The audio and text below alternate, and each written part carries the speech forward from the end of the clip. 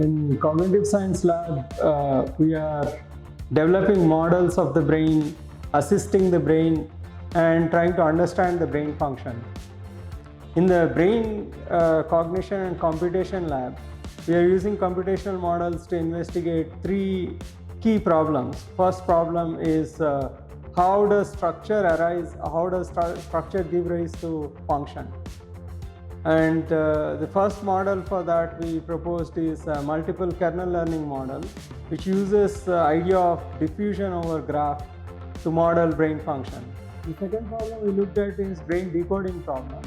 In this, we are trying to understand, given the recording of a brain function like fMRI, can you predict what the subject is experiencing or perceiving?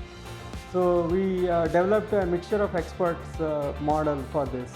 And the third problem we looked at is how developmental disorders such as autism spectrum disorder compromises the brain function.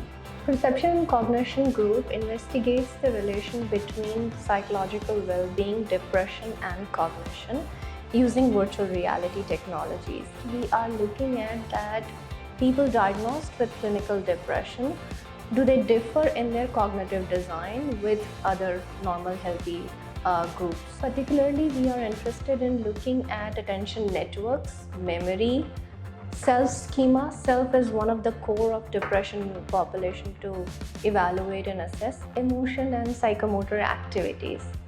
And most importantly, understanding these processes, whether this will help in identifying depression cognitive risk factors. How tuning attentional network will change the default mode network of these population, the cognitive biases to perceive emotional stimuli, and then help us in developing better intervention program to fight with depression or help in delaying the onset of depression.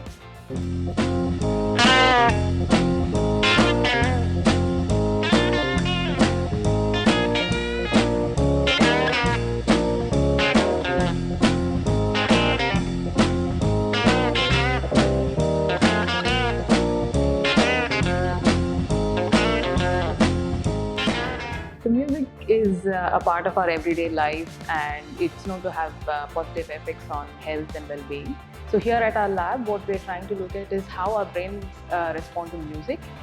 In particular, we're asking questions such as can we predict our brain responses to any piece of music, or how does musical training modulate the way the brain responds to music, or even given a person's brain responses, can we predict something about the person?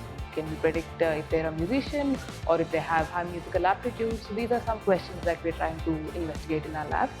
And there's another line of research which is related to how cocaine use affects brain structure and functioning. So here we're trying to identify if we can actually predict brain functioning from brain structure in cocaine users.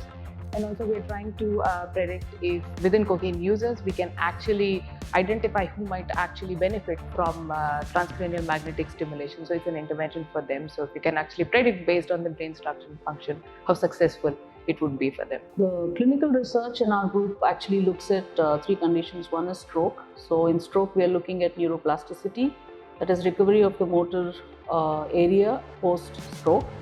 The second one is on spine kinematics.